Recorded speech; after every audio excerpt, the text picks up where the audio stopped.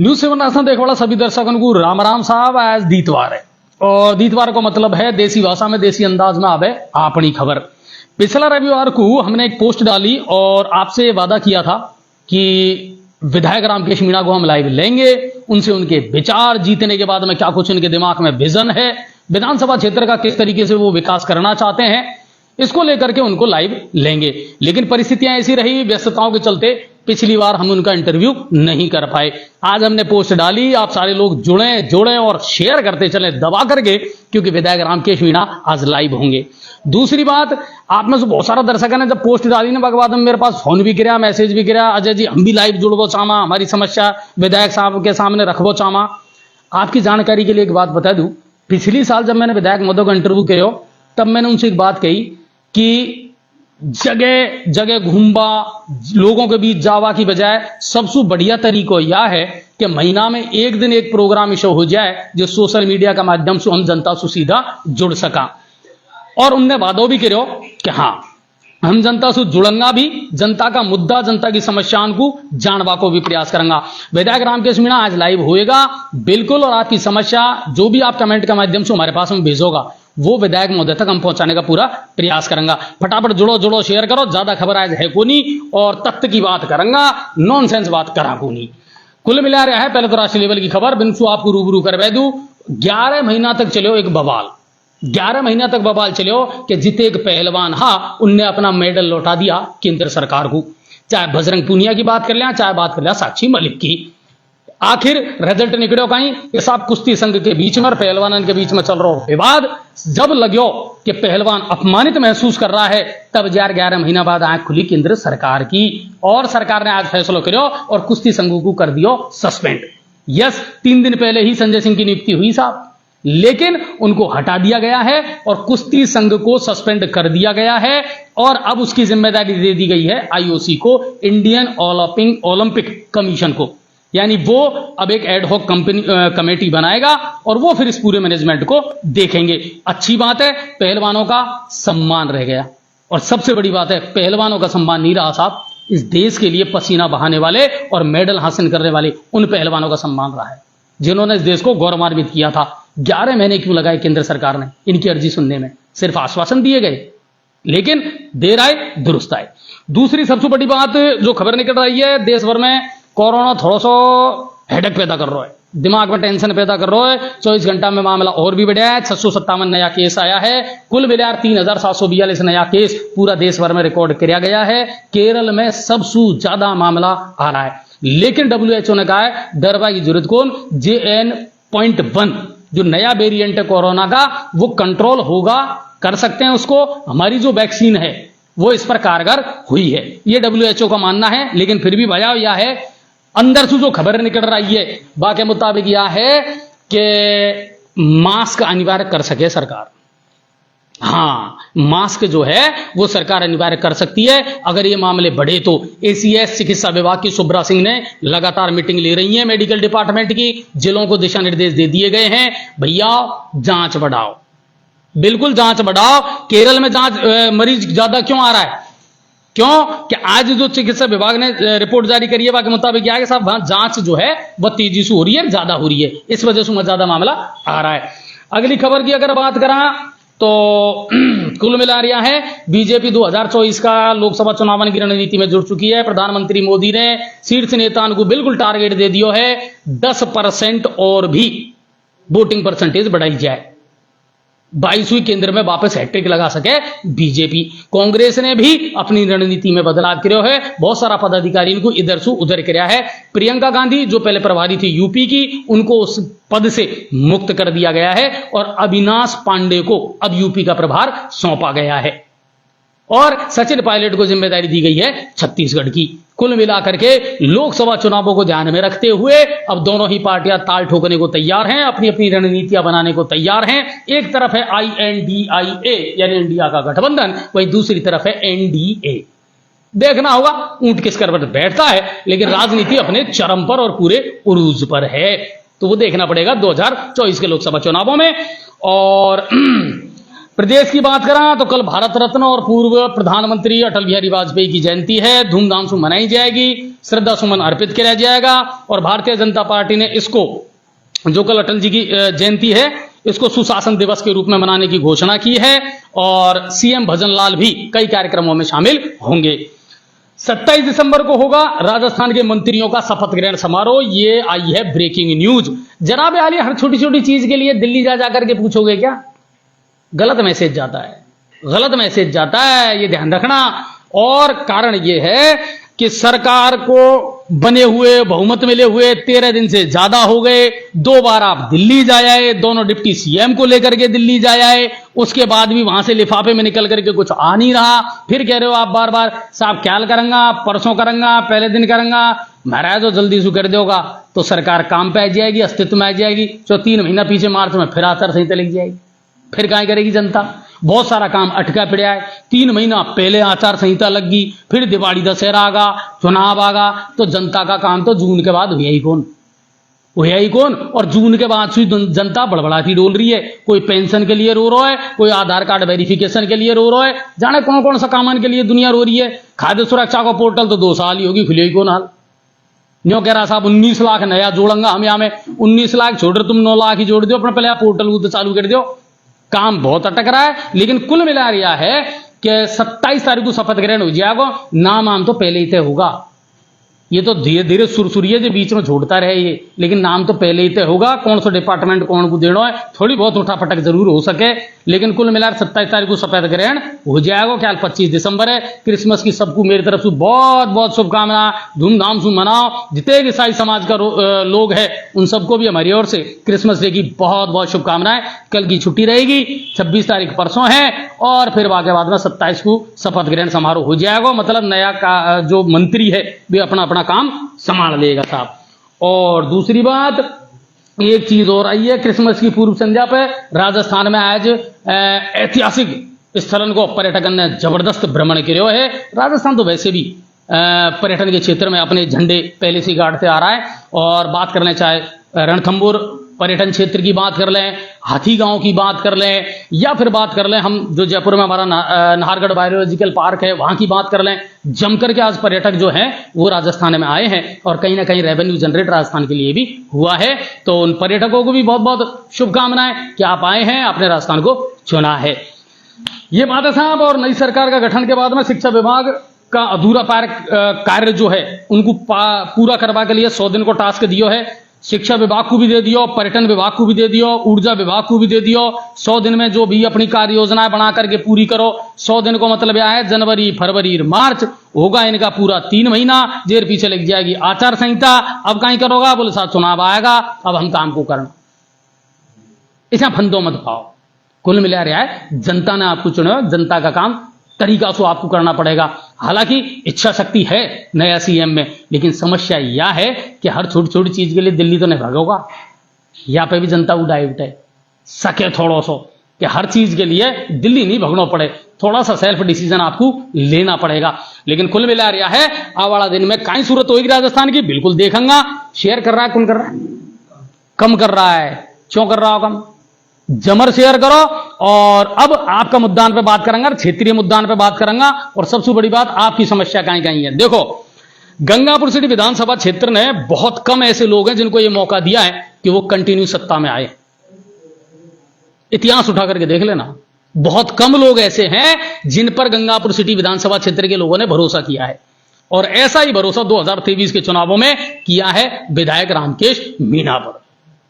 Controversy बहुत हुई, विवाद बहुत हुए, सुनवा में यहां भी आई साहब, जातिवाद का नाम पे खूब वोट पड़ा साहब। एक आदन ने यहां भी गई, मीडिया में भी खूब चली साहब कि साहब सत्ता को दुरुपयोग करो। वास्तविकता ही कहीं, वास्तविकता ये थी कि विकास के नाम पर जाकर के वोट मांगे, साइलेंटली अपनी रणनीति बनाई और उसी के दम पर, उसी के आधार पर जीते। कुछ लोग थे ओवर कॉन्फिडेंस में रह गए और जनाब जो हैं थोड़ी सी जल्दी कर गए। अगर थोड़ा सा ठंडा रह करके, कूल रह करके, चिल रह करके रणनीति बढ़ाते तो शायद कहानी का अंजाम कुछ और होता। किरदार वही थे, कहानी का मजमून बदल गया।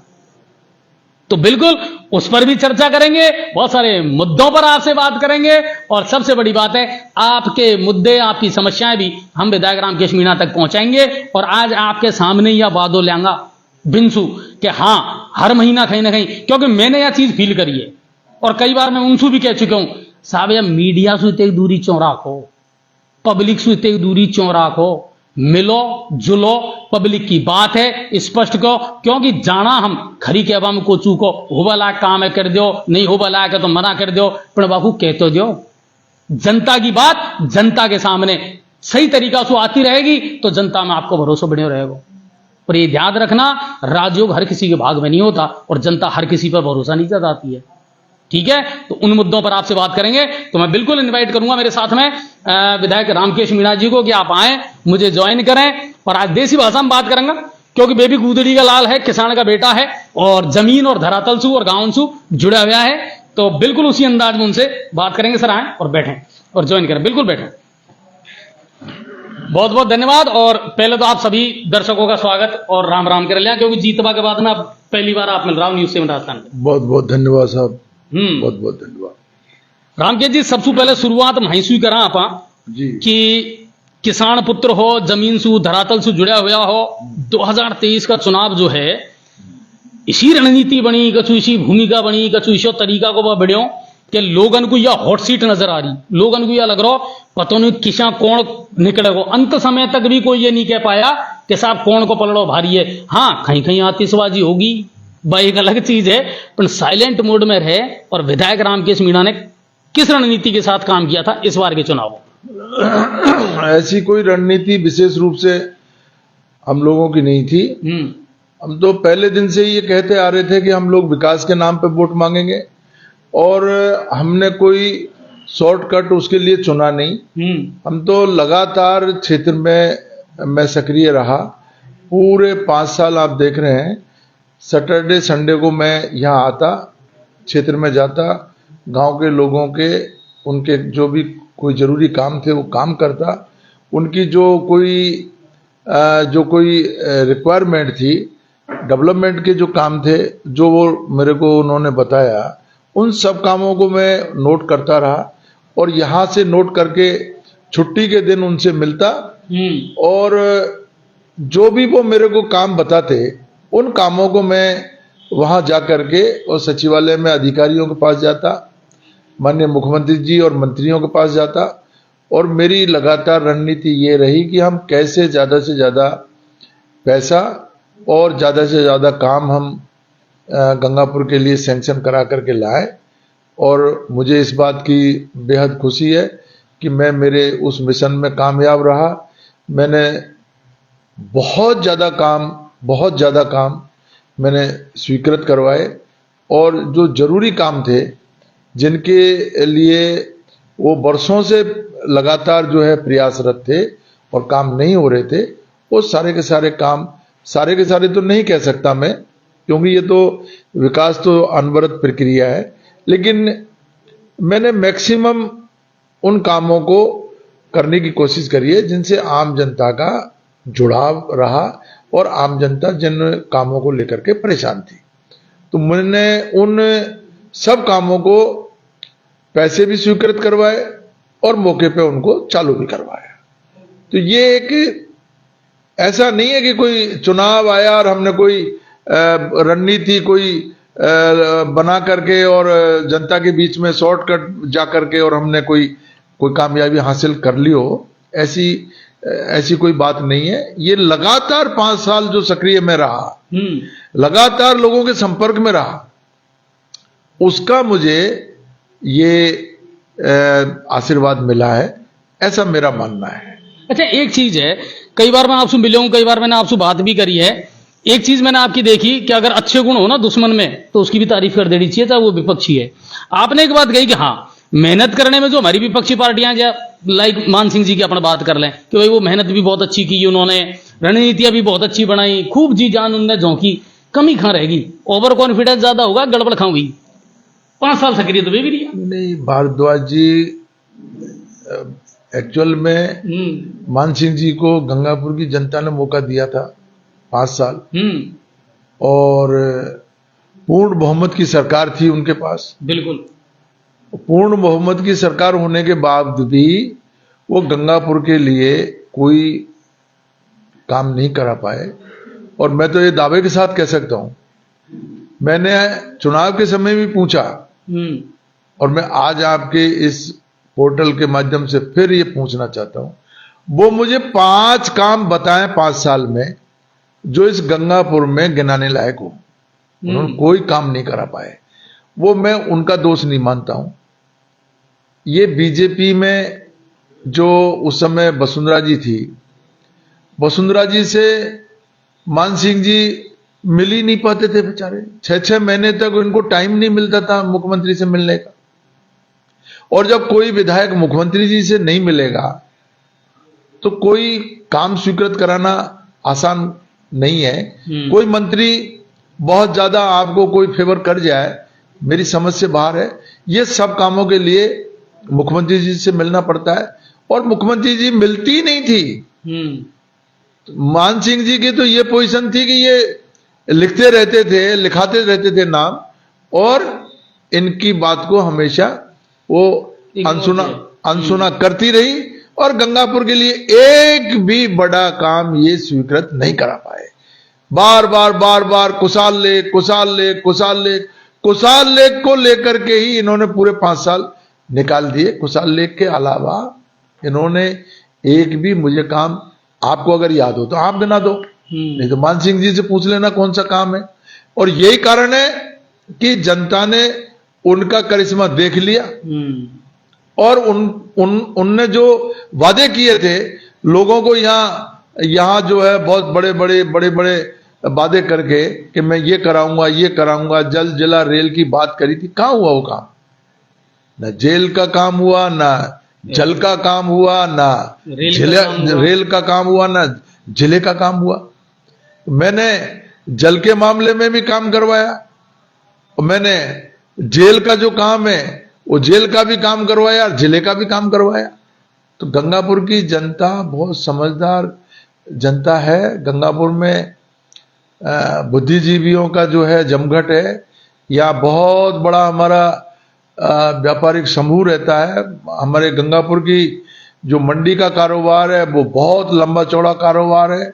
पूरे देश से हमारे व्यापारी जुड़े हुए हैं। हमारे जो बार एसोसिएशन है उसमें वकीलों की संख्या आप देखिए, एक से एक लर्नेड वकील है, डॉक्टर है, इंजीनियर है। प्रशासनिक सेवाओं में हमारे यहाँ के लोग भारतीय प्रशासनिक सेवा में, भारतीय पुलिस सेवा में, राजस्थान प्रशासनिक सेवा में और कई अनगिनत सेवाओं में यहाँ के लोगों ने अपना जज्बा कायम कर रखा है पूरे देश में। गंगापुर बुद्धिजीवी लोगों का शहर है और उन्होंने ये सब काम देख लिए और उन्होंने देखा कि एक आदमी जिसने कभी कोई वादा नहीं किया। मैंने वादा किया था कि उसको जिला बनाने का, मैंने तो कभी नहीं कहा पब्लिक को। मैंने जिला बनाने के नाम पे वोट भी नहीं मांगे और मैं अंदर ही अंदर उस काम को करता रहा। मुझे 8 से 2013 में जो समय मिला उस समय में मैंने पूरी भूमिका बना ली थी और किसी कारण से वो जो मेरी गलती से वो लीकेज हो गई बात, और लीकेज होने की वजह से मैं जिला की जो घोषणा होती 2013 में उससे वंचित रह गया। तो इस बार मैंने पूरी सावधानी रखी, मैंने कोई चीज लीकेज नहीं की और मैं अंदर ही अंदर काम करता रहा। आज गंगापुर को हम लोगों ने जिला घोषित करवा दिया। ये हमारे लिए, हमारे शहर के लिए ये मील का पत्थर साबित होगा और मैं ये बिल्कुल भविष्यवाणी कर सकता हूं, ये पूर्वी राजस्थान में गंगापुर शहर धीरे धीरे अगले 10-15 साल में ये पूर्वी राजस्थान का पहले नंबर का शहर बन जाएगा, ऐसी मुझे उम्मीद है। क्योंकि हमारी भौगोलिक स्थिति बहुत अच्छी है।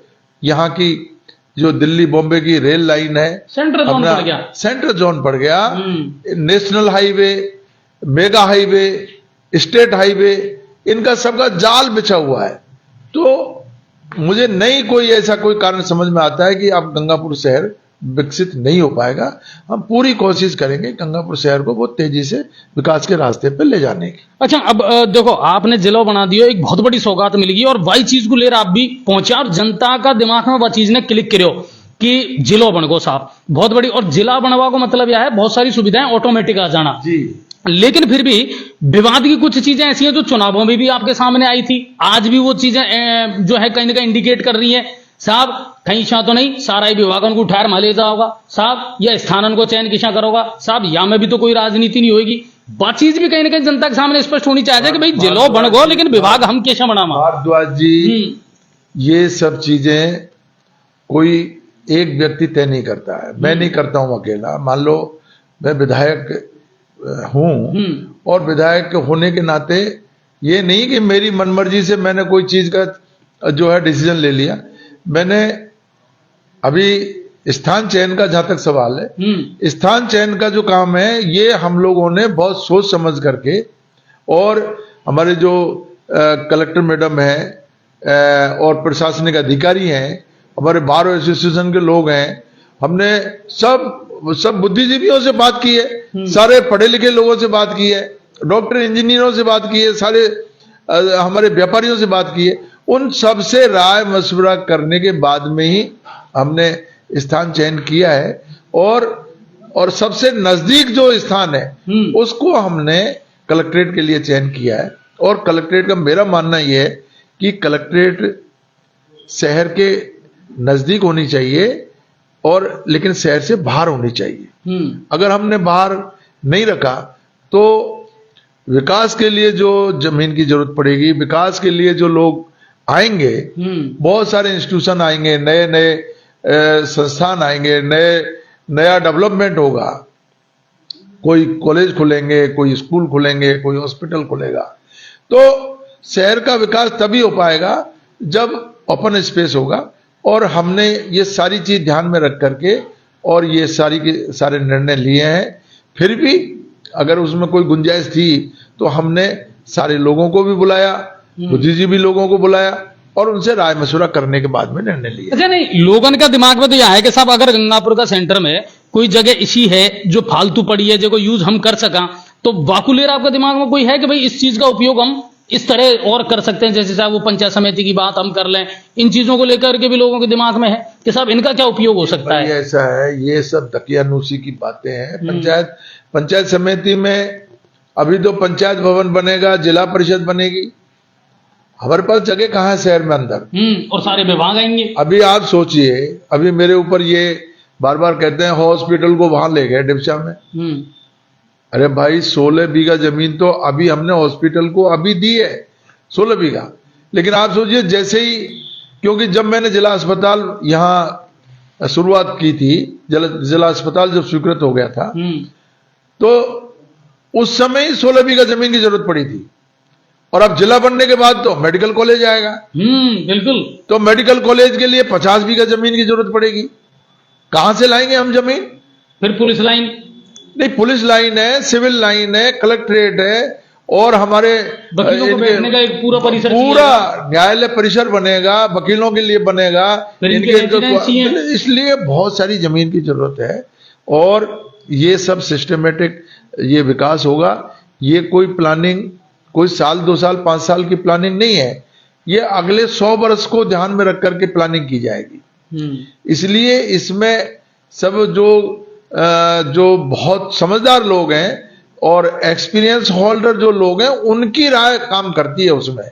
ये मुझे भी इतना अनुभव नहीं है, मैं सब जयपुर में और यहां भी मैंने बातचीत की है, और जो बड़े बड़े आर्किटेक्ट और जो एक्सपर्ट हैं इस मामले में, जो पहले जिले वहां जहां बने हैं, उन सब लोगों से राय मशवरा करने के बाद में हमने किया।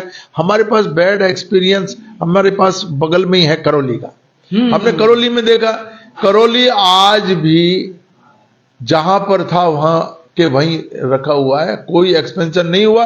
उसका कारण यह है कि करौली में जो कलेक्ट्रेट बना वो शहर के बीचों बीच पुराना जो एक भवन था उसमें कलेक्ट्रेट बन गया। वहां पर लोग आज भी वहां पर करौली में बड़े इंस्टीट्यूशन लगाने के लिए तैयार है, एजुकेशनल इंस्टीट्यूशन ले जाने के लिए तैयार है लोग, लेकिन जमीन ही नहीं है।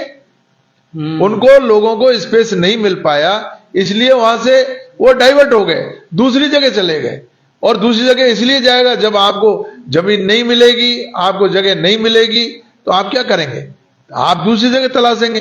तो ये जो विकास करौली में होना था, वो करौली में नहीं होकर के हिंडौन में हो गया। तो आप देखिए करौली से ज्यादा डेवलप हिंडौन हो गया। तो ये सब चीजें हमारे ध्यान में, और उसको रख करके करेंगे। इसके लिए हमें कई निर्णय, कठोर निर्णय लेने पड़ेंगे, लेकिन हम इस मामले में पीछे नहीं हटेंगे। वो निर्णय हम बिल्कुल कठोर लेने पड़ेंगे तो उनको भी लिया जाएगा। अच्छा, अब आपका पिछला कार्यकाल में 2 ड्रीम प्रोजेक्ट ऐसा हा जिन पर आपने सबसे ज्यादा फोकस किया। एक तो महू कल अंडरपास, कितने एक साल होगा साहब, लड़ते लड़ते संघर्ष करते करते पीढ़ियां गुजर गई, और ले देर, क्योंकि पहले भी 2013 में भी विवाद हो, सिला पट्टी का भी लग गई, उखाड़ फेंक दी, बहुत हो हल्लो हो, आखिर में ले देर बजट भी पास होगा, पैसा भी रेलवे में जमा होगा। अभी वह प्रोजेक्ट की क्या स्थिति है? महूकला अंडरपास के लिए मैंने तो बहुत बाद में जाकर के इस काम को संभाला। मेरे से पहले तो हंसराज जी गुजर, जो हमारे पार्टी के बहुत वरिष्ठ नेता थे, सरपंच भी रहे महू के, उन्होंने बहुत लंबा संघर्ष किया। 40 साल से संघर्ष कर रहे थे, 40 वर्ष। कोई डीआरएम आए, कोई जनरल मैनेजर आए, कोई रेलवे का बड़ा अधिकारी आए, रेलवे मिनिस्टर आए, जहां कहीं भी कोई मौका उनको मिला, अपनी बात कहने में चूके नहीं, धरना प्रदर्शन देने में नहीं चूके। कोटा और दिल्ली तक उन्होंने लगातार जो है यात्राएं की, अपनी बात रखी, लेकिन वो कामयाब नहीं हुए। मैंने 2013 में अंडरपास के लिए पैसे सैंक्शन करवाए थे। मैं भी नया नया था, मैंने वर्किंग एजेंसी ये नगर पालिका को बना दिया, और नगर पालिका वो सफा चट कर गई सारे पैसे को। 6.5 करोड़ रुपए आए, वो 6.5 करोड़ का पता नहीं। और मैं जो शिलान्यास करके गया था, भूमि पूजन करके गया, वो पत्थर को तोड़ ताड़ करके उसको पटक दिया। इस बार मैंने इन लोगों को कोई मौका नहीं दिया, और मैंने अंडरपास के लिए पैसे, रेलवे ने 10 करोड़ रुपए मांगे, और रेलवे ने ये जिद की, हमें पैसा पहले दीजिए आप, पूरा पैसा। तो मैंने मुख्यमंत्री जी को इस बात के लिए भी राजी कर लिया, और हमने एडवांस 10 करोड़ रुपए रेलवे को दे दिए। एजेंसी इसमें रेलवे है, रेलवे अब उसने, रेलवे ने काम शुरू कर दिया वहां पर, और बहुत तेजी से अभी काम चल रहा है। मुझे पूरी उम्मीद है 4-6 महीने के अंदर अंदर हम इसमें पूरी तरीके से कामयाब हो जाएंगे, अंडरपास बन जाएगा। इससे पूरा सपोर्टरा का जो क्षेत्र है, कम से कम 100 गांव के लोगों को इसका फायदा मिलेगा, शहर का तेजी से विकास होगा। और महू जो हमारे बिल्कुल शहर का अंग है, और अभी भी रेलवे लाइन की वजह से बिल्कुल पृथक हुआ पड़ा है, महू को बहुत विकास मिलेगा, और महू हमारे गंगापुर शहर में जुड़ेगी। नगर परिषद का जो विस्तार होगा, उसमें महू को लेने का हमारा सबसे पहले प्लान है। तो गंगापुर का चारों तरफ हम लोग विकास करेंगे, और सुनियोजित विकास करेंगे, जिससे कोई अफरा तफरी नहीं हो, ठीक ढंग का माहौल बने, अच्छे बसावट हो, जो बाहर के लोग आकर के गंगापुर में बसे। अच्छा, एक चीज है, मैंने पिछली बार भी आपसे कई बार पूछी कि पर्यटन को लेकर के और रोजगार को लेकर के हर कोई यह पूछे, साहब गंगापुर सेंटर जोन तो है, दिल्ली मुंबई रेल मार्ग से जुड़े हुए है, स्टेट हाईवे, नेशनल हाईवे सबसे जुड़े हुए है, होटल है, लेकिन होटल में ठहरवा के लिए पर्यटक खांसू लामा, क्योंकि कोई पर्यटक डेस्टिनेशन है ही को नहीं। धुंधेश्वर धाम की बात कर लें या कुशालगढ़ की। ऐसा है भारद्वाज जी, पर्यटन स्थल कुछ तो नेचुरल होते हैं, प्राकृतिक रूप से। प्राकृतिक रूप के जो हमारे पास यहाँ पर कोई अगर कोई डेस्टिनेशन है तो धुंधेश्वर है। धुंधेश्वर वास्तव में हमारे प्राकृतिक रूप से हमको एक वरदान के रूप में मिला है। तो उसमें हमने थोड़ा काम तो पहले मानसिक जी का समय हुआ था, लेकिन वो ठीक ढंग से नहीं हो पाया, और मैंने भी उसमें ठीक ढंग से काम में ध्यान नहीं दे पाया उसमें।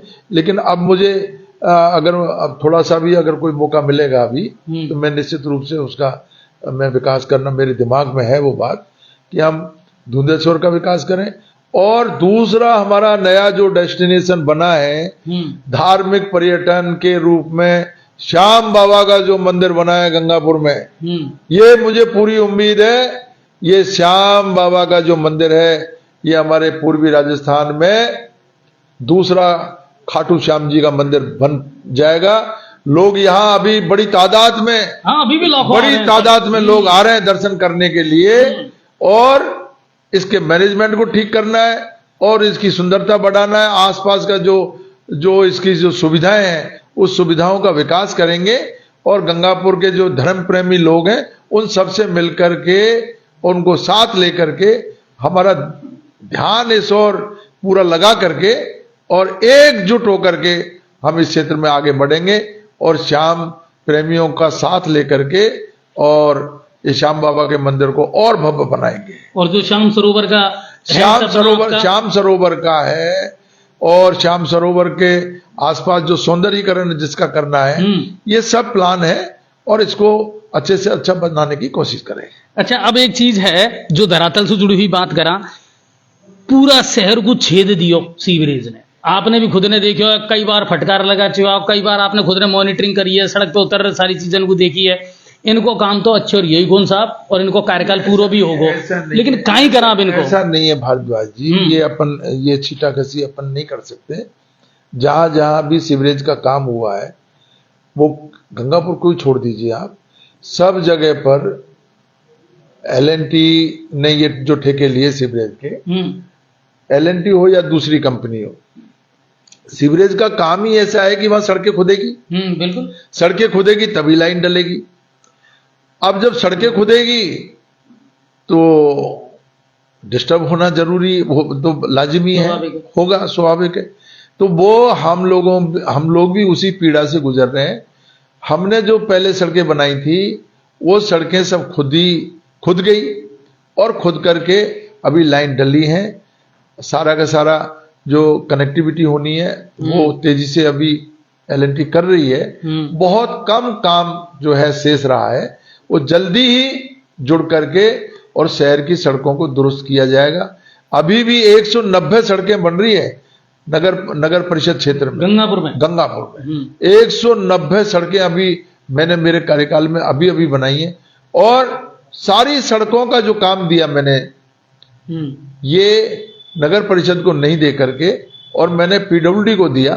तो आप देख सकते हैं, आप उन सड़कों की क्वालिटी को अगर आप देखेंगे तो आपको एहसास हो जाएगा कि वास्तव में ही 50 साल 100 वर्ष का जो हम प्लान लेकर के चल रहे हैं उसके मुताबिक ही काम कर रहे हैं।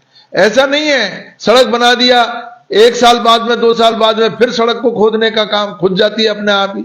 नगर परिषद की सड़कों को आप देखिए हाल, नगर परिषद की क्वालिटी देखिए, इतनी पुअर क्वालिटी है, कोई भी काम उनका ठीक ढंग का नहीं रहा, क्योंकि वहां पर मैनेजमेंट ठीक नहीं है। नगर परिषद में भारी भ्रष्टाचार मैं सोच नहीं सकता और मैं बता नहीं सकता आपको, भारी भ्रष्टाचार है। वो भ्रष्टाचार को हमने खत्म करने की कोशिश करी है और PWD को काम दे करके, और ऐसे सड़कें बन रही है जो जिन क्षेत्रों में भी सड़कें बनी है 50 वर्ष तक उन सड़कों को देखने की जरूरत नहीं। पानी को लेकर के, पानी का मुद्दा तो बहुत तेजी से हम लोगों ने उठा ही रखा है। हमने हाँ बिल्कुल चंबल का जो प्रोजेक्ट है वो प्रोजेक्ट हमने उसको और एक्सपेंशन करने के लिए, उसमें थोड़ा सा विस्तार देने के लिए मैंने 16 करोड़ रुपए अलग से सैंक्शन करवाए और 90 लाख रुपए अलग से पंपों के लिए सैंक्शन करवाए। 90 लाख के जो पंप हैं वो पंपों की परचेजिंग हो गई और अब वो पंप वहां जो है लग भी गए हैं, हाँ इंस्टॉल हो गए हैं। और मेरी लगातार बात हो रही है, आज ही बात हो रही है मेरी वहां के एक्सियन से। वो कह रहे हैं कि साहब जो पैनल है बिजली वाले उनको और थोड़ा सा बदल करके, और हम 5-7 दिन के अंदर इस सप्लाई को हम जो है ना बदस्तूर जारी रखेंगे। और बड़ी जो मात्रा जो पानी की बढ़ रही है वो पानी की बढ़ी हुई मात्रा हम गंगापुर में देंगे, जिससे गंगापुर के लोगों को ठीक ढंग से पानी सप्लाई हो जाए। ये 2 पंपों का ही नहीं है, इसके अलावा भी मैंने 1000 mm की लाइन अलग से सैंक्शन करवाई है, पाइपलाइन, उसके लिए 16 करोड़ रुपए अलग से सैंक्शन करवाए। वो 1000 mm की जो लाइन है उसको भी जल्दी डला करके और उस काम को हम लोग जल्दी कराने की कोशिश करेंगे ताकि गंगापुर के लोगों को ठीक ढंग से पानी मिल जाए। इसके अलावा 4600 करोड़ रुपए की जो योजना है, 4600 करोड़ रुपए की जो योजना है, उसके भी टेंडर हो गए, वर्क ऑर्डर हो गया, उसका सारा काम वो कंप्लीट है। भारत सरकार का उसमें 50% हिस्सा है। भारत सरकार अब केंद्र और राज्य दोनों जगह बीजेपी की सरकार हो गई, तो अब इनको ये कहने का भी कोई अब बहाना नहीं मिलेगा। हाँ, कि डबल इंजन की नहीं है। डबल इंजन, तो अब डबल इंजन हो गया, तो डबल इंजन को जल्दी जल्दी इसको जो है तेजी से यहाँ सवाई माधोपुर और गंगापुर में पूरा का पूरा जो एरिया है, ये पूरा एरिया इस 4600 करोड़ रुपए के प्रोजेक्ट से जुड़ा हुआ है। पूरे क्षेत्र में पानी की सप्लाई हो सके, इसके लिए हम लगातार कोशिश करेंगे, यहां भी कोशिश करेंगे और केंद्र में भी लिखेंगे। अच्छा, एक चीज और है, आप बार बार एक चिट्ठी और लिख रहे हैं, रेल मंत्री को भी लिखी, प्रधानमंत्री मोदी को भी लिखी, कि साहब रेलवे की बहुत सारी जमीनें जो खाली पड़ी है, या को सदुपयोग भी हो सके और हमारे स्थानीय लोगों को भी हमें रोजगार मिल सके। या को लेट दिमाग में कहीं योजना है? मेरे दिमाग में जो योजना है कि हमारे पास जो रेलवे की इतनी जमीन खाली पड़ी हुई है, बेशकीमती जमीन है वो, और बेशकीमती जमीन का सदुपयोग हो सके। भारत सरकार का जो रेल मंत्रालय है, रेल मंत्रालय इस पे ध्यान दे और कोई बड़ा प्रोजेक्ट अगर यहाँ लेकर के आए, हमारे युवाओं को भी रोजगार मिले, हमारे शहर के व्यापारियों को उनका व्यापार भी बढ़े, शहर की जो रौनक भी बढ़े। पहले रेलवे से शहर की बहुत रौनक थी, बहुत लोगों को यहाँ रोजगार मिलता था, हमारे व्यापारियों को भी बहुत व्यापार मिलता था। वो लोगों उजड़ने से रेलवे का मामला बिल्कुल बिगड़ गया। हमारी सोच ये है कि इस जमीन का सदुपयोग होना चाहिए, और मैं लगातार हर महीने 15 दिन में लेटर लिखता रहता हूं, और मेरे पास उनका पत्र भी आया है। अच्छा, माननीय रेल मंत्री जी का मेरे पास जवाब भी आया है, और उन्होंने मुझे आश्वस्त किया है कि हम इसके लिए सर्वे करवा रहे हैं, प्लान बनवा रहे हैं, और किस तरीके से हम जमीन का सदुपयोग कर सकते हैं इस पर हम लोग विचार कर रहे हैं, ऐसा उन्होंने मुझे आश्वस्त किया है। अच्छा, दो मुद्दा जिन पर आपने भी लड़ाई लड़ी है, और जो एक मुद्दा तो शोजे में जो दोनों ही राजनीतिक दल आपस में भिड़या है। पहला मुद्दा तो पाचना का, जिनको लेर हर कोई क्रेडिट लेवा की कोशिश करे, आपने तो खूब लड़ाई लड़ ली। अब बीजेपी की सरकार आ गई, यूं के साहब अब क्रेडिट अब तो ले लो कम से कम, तो या को लेर लड़ाई जारी रखो। वो ऐसा है, इसमें क्रेडिट लेने का सवाल नहीं है भारद्वाज जी। इसमें ये मामला बहुत लंबे समय से उलझ रहा है। ये 2006 में जब तत्कालीन भाजपा सरकार थी, उस समय जसकौर जी और डॉक्टर कोडलाल जी उस समय सवाई माधोपुर से हमारे यहाँ से विधायक थे और मंत्री थे। उस समय ये मामला उलझा था उस समय, और वहाँ के जो स्थानीय काश्तकार हैं, गुडला पाचना, जिन्होंने संघर्ष समिति बना रखी है, उन लोगों ने इसमें एक नया बिंदु जोड़ दिया कि हमको भी पानी दिया जाए। जबकि कोई भी बांध जब बनता है तो उसका कमांड तय होता है। पहले कमांड तय हो गया हमारे यहाँ वजीरपुर तहसील में, और कमांड में पानी आना चाहिए, प्राथमिकता कमांड की है। लेकिन उन लोगों ने साहब हमारे यहाँ बांध बनाए, हमको भी पानी मिले। जो 13 गांव वाला मैं उस समय 2008 से 13, तो मैं 2010 में करौली जिले का प्रभारी मंत्री था। उस समय मैंने गुडला पाचना संघर्ष समिति के लोगों को मुख्यमंत्री जी के पास लेकर के गया, और कमांड एरिया के किसान और गुडला पाचना संघर्ष समिति के किसानों के बीच समझौता भी हुआ था। लेकिन कुछ लोग राजनीतिक रोटियां सेकना चाहते हैं। वो अशोक धाबाई वहां पर जो करौली के एक नेता हैं, उन्होंने इसमें ऐसा जहर घोलने का काम किया। वो इस मुद्दे को लेकर के ही जो है एमएलए बनना चाहते हैं, तो अभी तो उनका सपना पूरा हुआ नहीं। अब पता नहीं इस पर मदन मोहन जी कब उनकी सुनेंगे। लेकिन उन्होंने इसमें पूरा जहर घोल करके लोगों को बहकाने का काम किया। 13 गांव थे, 13 गांवों को हमने लिफ्ट मंजूर करवा दी। मैंने आउट ऑफ वे जाकर के, जो कमांड नहीं होते हुए भी हमने लिफ्ट मंजूर करवा दी, उनके यहाँ काम भी चालू हो गया। लेकिन 13 गांव को छोड़ करके अब 39 गांव की बात करने लग गए।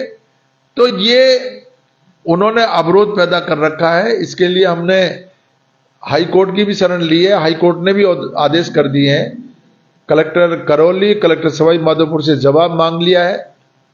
इन्होंने अपना जवाब पेश कर दिया और जल्दी हाईकोर्ट इसमें कोई ऐसा निर्णय पारित करेगा। मुझे उम्मीद है कि निश्चित रूप से हमारे इस समस्या का समाधान निकलेगा कुछ न। अच्छा, एक चीज है रामकेश सर, जल जीवन मिशन योजना केंद्र की बहुत बड़ी योजना थी।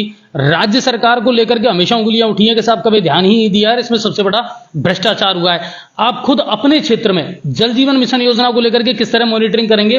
और अगर इसमें भ्रष्टाचार का कोई भी आदमी कोई आरोप लगाए, मुझे तो नहीं लग रहा। गंगापुर शहर में, गंगापुर ग्रामीण क्षेत्र में जितनी भी टंकियां बन रही है, हर गांव में पाइपलाइन बिछ गई है, हर गांव में टंकी बन गई है और बड़े स्तर पर ट्यूबवेल होकर के वो योजनाएं सफल हो गई है। सब जगह लगभग पानी आ रहा है। नहीं, अगर कहीं कनेक्टिविटी या ठेकेदार की मनमानी अब कोई छोटी मोटी बातें हैं तो उनकी मॉनिटरिंग तो हम लोग करते रहेंगे। पहले कम से कम पानी लोगों को मिले, योजनाएं स्वीकृत होकर के आए, योजनाओं का पैसा हमारे यहाँ आए। हमारी प्राथमिकता ये रहनी चाहिए। अगर हम यही चीटाकसी करके और हम ध्यान अगर नहीं देंगे, मैं अगर ध्यान नहीं देता तो ये पैसा जो मैं हजारों करोड़ रुपए यहाँ लेकर के आया हूं गंगापुर में विधानसभा क्षेत्र में, ये पैसा अगर मैं यहाँ सैंक्शन नहीं कराता, ये बाड़मेर जैसलमेर के एमएलए ले जाते। तो मैंने कोई क्षेत्र में कसर नहीं छोड़ी है, वो पैसा लेकर के आए और सारी योजनाएं लगभग चल रही है, अच्छी चल रही है।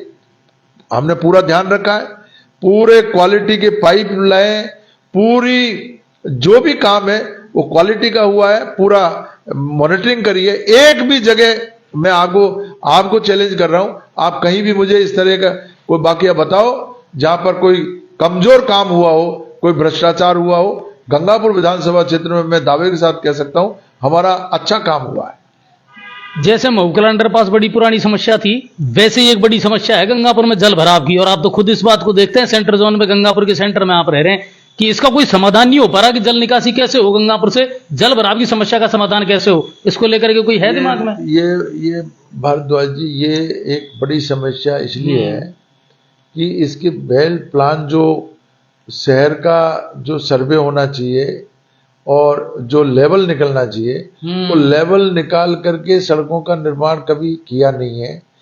और नगर परिषद का तो ये हाल रहा है कि कोई सड़क बनानी है तो उसका कल ही ऑर्डर दे देंगे और परसों टेंडर कहीं कभी कोई होगा, बाद में होगा, सड़क पहले बन जाती है।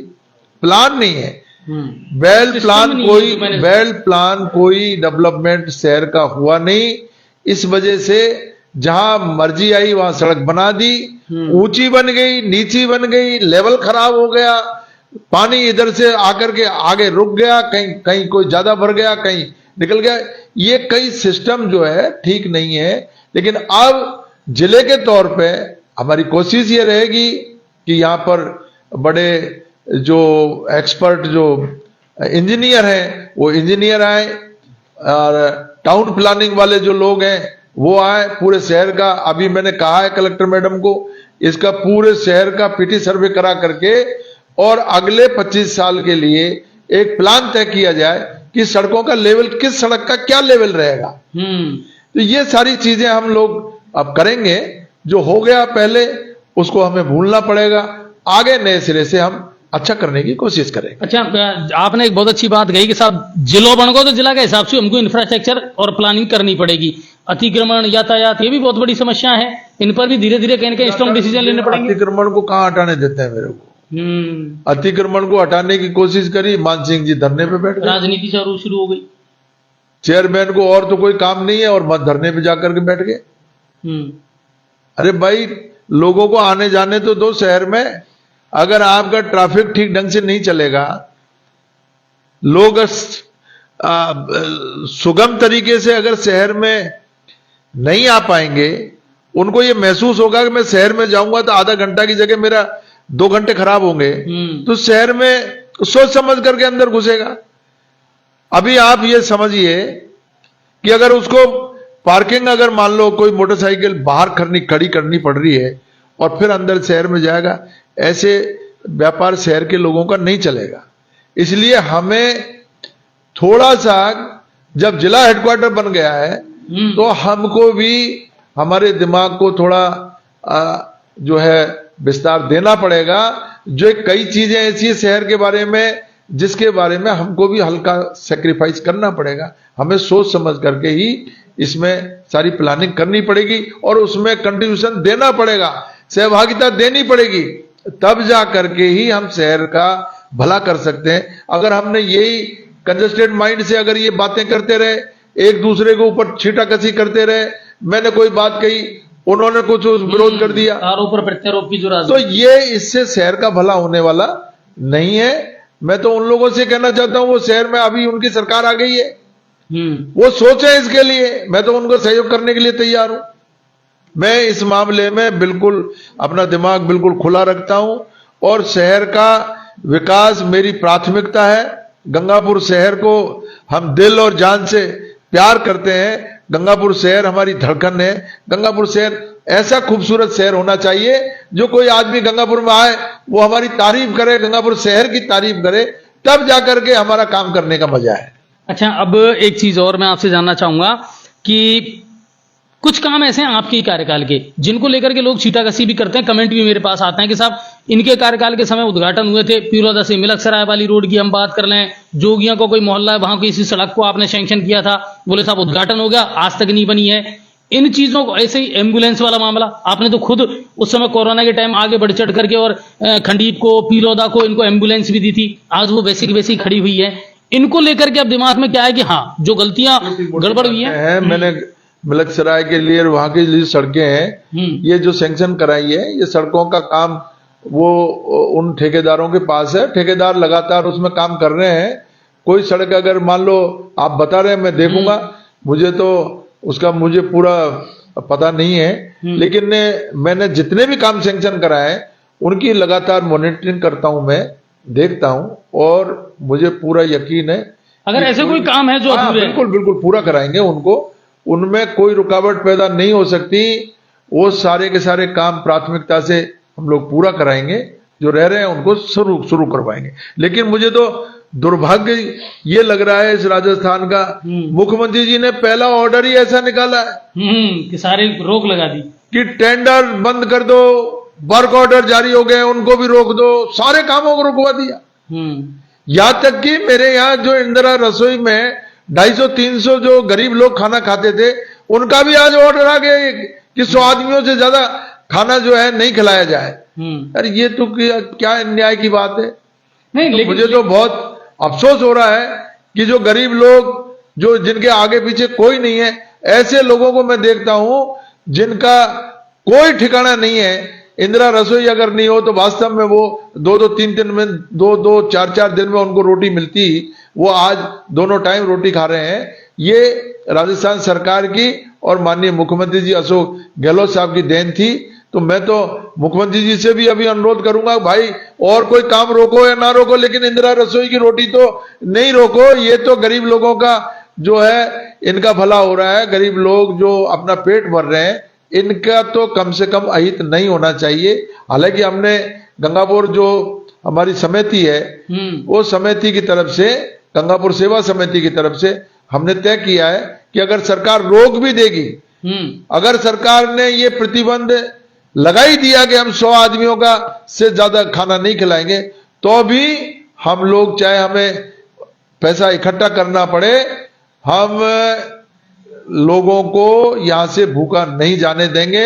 हमारी इंदिरा रसोई में जो भी आदमी आएगा उसको खाना खिलाएंगे, उसके लिए चाहे हमें कुछ भी करना पड़े हम करेंगे। मैं वैसे भी मेरी उसमें से 1 लाख रुपए हर महीने मैं इंदिरा रसोई में अलग से देता हूं और दूसरे और अगर कोई मान लो कोई जरूरत पड़ेगी तो उसमें भी हम लोग पीछे नहीं हटेंगे। सबके सहयोग से हम गरीब लोगों को खाना बदस्तूर जारी रखें। लेकिन इसमें दूसरी चीज और आ गई ना विधायक महोदय, कि अब आंकड़ा निकल आ रहा है कि साहब बहुत सारा पैसा खाली बकाया छोड़ गया। 400 करोड़ रुपए इंदिरा रसोई का भी फूड पैकेट का रह रहा है। इंदिरा रसोई वालों को 7-7 महीना से पेमेंट को नहीं मिले, तो फिर काम चलेगा किसान? सरकार तो करिए साहब खजाना खाली छोड़ गया है गहलोत साहब, तो फिर पार पड़ेगी किसान, योजना चलेंगी किसान, इनको मूर्त रूप किसान देगा? ऐसा नहीं है, सरकारों के पास पैसे की कोई कमी नहीं है और अब तो डबल इंजन की सरकार बन गई ना। हम्म। मोदी जी जो है पूरे वर्ल्ड में डंका बजा रहे हैं, हमारे ये इतना विकास हो गया, हमारे पास पैसे की कोई कमी नहीं है। और मोदी जी दूसरे स्टेटों में तो जबरदस्त पैसा लुटा रहे हैं। अब डबल इंजन की सरकार, उनका चहेता भजन लाल जी हमारे मुख्यमंत्री बन गए हैं यहाँ के, तो भजन लाल जी की तकलीफ को दूर करें मोदी जी। अच्छा, आपकी मुलाकात हुई कि नहीं हुई सीएम साहब से? नहीं, मेरी तो मुलाकात, मैं पहचानता नहीं हूं उनको, मेरा कोई कभी उनसे वास्ता नहीं पड़ा। लेकिन मुझे खुशी है इस बात की, मुझे इस बात की खुशी है कि हमारे संभाग का मुख्यमंत्री बना है। पहाड़िया जी के बाद में हाँ, भरतपुर पहली बार हमको जो है भरतपुर संभाग को मौका मिला है कि हमारा भरतपुर संभाग का मुख्यमंत्री है। तो भरतपुर संभाग में जब ठंडी हवा अगर चलेगी भरतपुर की तरफ, तो भरतपुर में ज्यादा हवा लगेगी ठंडी, लेकिन गंगापुर की तरफ भी उसकी हल्की तो थोड़ी शीतलहर आएगी। तो मुझे इस बात की प्रसन्नता है कि पूर्वी राजस्थान में जरूर सुध लेंगे भजन लाल जी, काम करेंगे। और गंगापुर में तो उनका, मैं जैसा सुन रहा हूं, बहुत आना जाना रहा है, संगठन का काम किया है उन्होंने, तो नया चेहरा है। पूरी उम्मीद है, हम लोग भी इस इंतजार में बैठे हैं कि गंगापुर के लिए कोई बड़ी घोषणा करें वो। और अगर गंगापुर के लिए कोई बड़ी घोषणा उन्होंने की तो हम उनको धन्यवाद देंगे, बहुत गंगापुर के लोगों की तरफ से उनका स्वागत करेंगे, सम्मान करेंगे। अब जाते जाते मैं आखिरी में ये पूछना चाहूंगा, किसान पुत्र हैं, किसान से जुड़े हुए हैं, गांव गरीब की आप अच्छी दुख दर्द को, समस्या को जानते हैं। किसानों को रात में लाइट मिल रही है सर, सर्दी बहुत ज्यादा पड़ रही है, क्या करे किसान? आज मेरे पास बहुत लोगों के फोन आए ग्राम के, जिसे ये जरूर पूछना। बेरहम सरकार है, मैं तो पहले ही कहता हूं, ये तो किसान विरोधी बेरहम सरकार है। 5 साल तक तो बिजली कहां से आ गई? एक भी किसान को जो है मैंने रात को तकलीफ नहीं पाने दी, दिन में लाइट जलवाता था। और अब जैसे ही सरकार बदली, सबसे पहले किसानों के ऊपर जो है हथियार चलाया है, किसानों की बिजली दिन की बंद करके और रात को चालू कर दी। तो ये सारा का सारा गरीब विरोधी सरकार है, गरीबों पे जाकर के निशाना लगाती है। ये काम, ये जो है रात में अगर लाइट देनी है उनको, रात में उद्योगों में लाइट दे, किसानों को दिन में बिजली दे। मैं सोमवार को बात भी करूंगा, यहाँ के जो बिजली के अधिकारी हैं उनसे बात करूंगा। और मैं चाहे वो तलावड़ा का फीडर हो, चाहे मच्छीपुरा का हो, चाहे उमरी का हो, कहीं का भी कोई भी फीडर मैं रात में नहीं चलने दूंगा। मैं कोशिश करूंगा कि हमारे किसान भाइयों को दिन में बिजली मिले। इसके लिए मैं सोमवार मंगलवार को जैसे ही ऑफिस खुलेंगे मैं बात करूंगा, निश्चित रूप से बात करूंगा। चलिए, और जाते जाते लोगों को क्या संदेश देना चाहेंगे? विधानसभा क्षेत्र के लोगों को क्या मैसेज देना चाहेंगे? मेरा यही संदेश है, जो आपने मुझे आशीर्वाद दिया है दोबारा यहाँ से विधायक बना करके, और मुझे मेरे ऊपर जो बहुत मेहरबानी आप लोगों ने की है, बड़ा विश्वास आप लोगों ने मेरे ऊपर जताया है। मैं भगवान श्याम बाबा से यही प्रार्थना करता हूं, भगवान गोविंद से ये प्रार्थना करता हूं, मेरे को ऐसी सद्बुद्धि दे, इतनी ताकत दे कि मैं आपके जो विश्वास है उस विश्वास को मैं कायम रख सकूं, और गंगापुर के विकास के लिए एडी चोटी का जोर लगा करके मैं विकास में कामयाब हो जाऊं। मैं यही प्रार्थना करता हूं। गंगापुर के लोगों को मैं हृदय से उनका आभार प्रकट करता हूं, उनको धन्यवाद देता हूं आपके चैनल के माध्यम से। पहली बार उन्होंने, शहर के लोगों ने मेरे ऊपर कृपा की, शहर के लोगों ने मेरे को 28,000 वोट यहां से देकर के जिताया है। मैं शहर के लोगों के विकास के लिए कोई कोर कसर नहीं छोड़ूंगा, और इस शहर को इन 5 सालों में विकास के एक से एक बढ़ करके तोहफे देंगे, सरकार से लड़ेंगे, सरकार के पास पूरी बात रखेंगे, गंगापुर का हर पक्ष रखूंगा, पक्ष और विपक्ष दोनों मिलकर के हम काम करेंगे। मेरा बीजेपी के और जो लोग हैं, संगठन के लोग हैं, चाहे कोई भी हो, हम सब मिलकर के कोशिश करेंगे, क्योंकि सबका ध्येय तो एक ही है।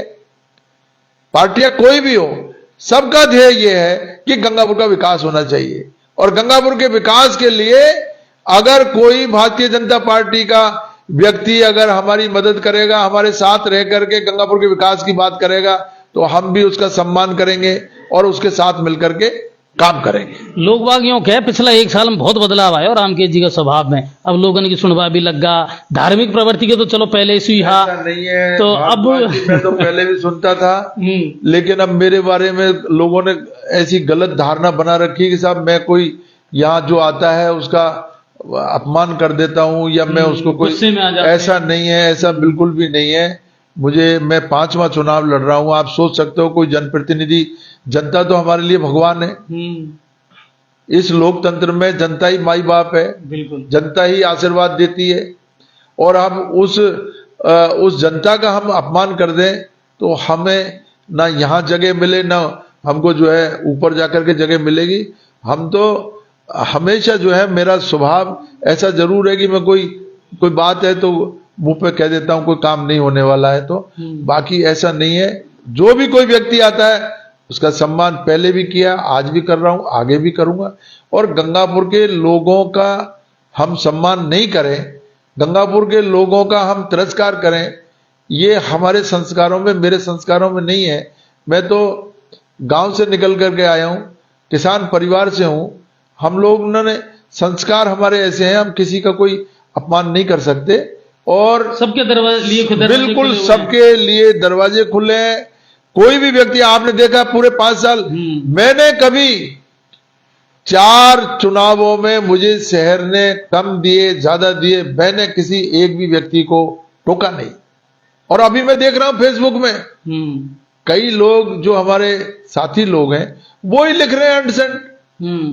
ये गलत बात है, ये गलत बात है, मैं इसकी घोर निंदा करता हूं। ये नहीं है, ये तो जनता जनार्दन का फैसला है और वोट मन का होता है। जब राजी हो जाएगा मतदाता वोट दे देगा, अगर किसी से प्रसन्न नहीं हुआ, नाराज हो गया, उसके खिलाफ वोट दे देगा। तो इसमें हम लोगों का ये अधिकार नहीं है कि हम कोई टीका टिप्पणी करें या हम उनको देख लेने की धमकी दें या हमको ठीक करने की धमकी दें उनको।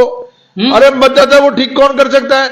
वो हमें ठीक कर सकता है, हम उसको ठीक नहीं कर सकते। हम तो उसको हाथ जोड़ करके प्रणाम कर सकते हैं।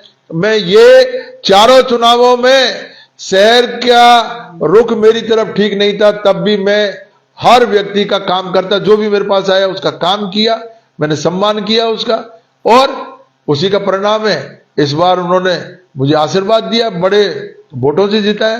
तो ये जनता जनार्दन है, इसका फैसला सर्वोपरि है। लोकतंत्र में जनता ने फैसला कर दिया, वो सर्वोपरि फैसला है और उस पर टिक्का टिप्पणी नहीं होनी चाहिए। कुल मिला यह है कि तुम जो चाहते तो हालात बदल भी सकते थे और मेरे आंसू तेरी आंख से निकल भी सकते थे। तुम तो ठहरे ही रहे झील के पानी की तरह, अगर दरिया बनते तो आगे निकल भी सकते थे। विजन अच्छा हो, सोच अच्छा हो, नीयत अच्छी हो तो नीतियां भी अच्छी बनती हैं। और शायद उम्मीद यही करते हैं आने वाले 5 साल में गंगापुर की फिजा, गंगापुर की सूरत जरूर बदलेगी। आए अपनी बात को दिल खोल करके अपने विधायक से कहें, क्योंकि ये हमारे लिए है। और लोकतंत्र का असली चेहरा वही है कि जनता खुद आकर के अपने नुमाइंदे से इस बात को कहे कि साहब ये समस्या, ये तकलीफ है, और ये जी जान से जुझारूपन दिखाते हुए जनता के लिए लड़ें, संघर्ष करें और इस शहर का विकास हो। मिलकर के सबको विकास करना पड़ेगा और सारी जिम्मेदारी प्रशासन की और जनप्रतिनिधियों की नहीं है, जनता की भी महत्वपूर्ण जिम्मेदारी बनती है कि आप प्रशासन का और जनप्रतिनिधियों का पूरा सहयोग करें। कुल मिलाकर के है। बाकी रही बात है आपकी बिजली, पानी, सड़क, स्वास्थ्य, शिक्षा, इनकी समस्याओं की, तो बिल्कुल हम समय समय पर खटखटाते रहेंगे, दरवाजे पर दस्तक देते रहेंगे और सर से कहते रहेंगे सर प्लीज बिजली, पानी, सड़क, सुरक्षा, स्वास्थ्य, शिक्षा, इन पर जरूर ध्यान दें, क्योंकि ये आदमी की मूलभूत आवश्यकताएं हैं और इन पर मेरे ख्याल से हम सब मिलकर के अच्छे से अच्छा काम करेंगे। बहुत बहुत धन्यवाद आप सभी का, बहुत बहुत शुक्रिया। और कल फिर मिलूंगा नई अपडेट के साथ, नई ताजा खबरों के साथ। कल विषय छुट्टी रहेगी सरकारी कार्यालय की, क्रिसमस डे है, परसों फिर देखेंगे नई अपडेट के साथ में। और बिजली पानी को लेकर अधिकारियों से बैठक जो है बहुत जल्दी रामकेश जी करेगा। साफ उनने कही है कि बिल्कुल दिशा निर्देश दूंगा और किसान को तो कम से कम दिन में बिजली मिलनी चाहिए। ठीक है साहब, बहुत बहुत धन्यवाद। जय सीताराम, मस्त रहबा करो। अब आपके शहर गंगापुर सिटी में चिकित्सा के क्षेत्र में नए आयाम, नए भव्य स्वरूप में आया है वर्धमान मल्टी स्पेशलिटी हॉस्पिटल, जिसमें सभी प्रकार की बीमारियों का एक ही छत के नीचे अत्याधुनिक तकनीक से चिकित्सा सुविधा उपलब्ध। जिनमें जनरल मेडिसिन, सर्जरी, गायनिक, शिशु रोग, हड्डी रोग, यूरोलॉजी, दंत रोग चिकित्सा सुविधा उपलब्ध, विशेषज्ञ डॉक्टर्स की टीम, अत्याधुनिक लैब व सभी प्रकार की जांच सुविधा उपलब्ध, सभी प्रकार की योजनाएं जैसे मुख्यमंत्री, चिरंजीवी, RGHS की सुविधा उपलब्ध। वर्धमान हॉस्पिटल का वादा हर व्यक्ति को निरोगी बनाना। आज ही संपर्क करें Vardhman multi speciality hospital, Jaipur road, Gangapur city. Contact number 8302906531 और 7463294752।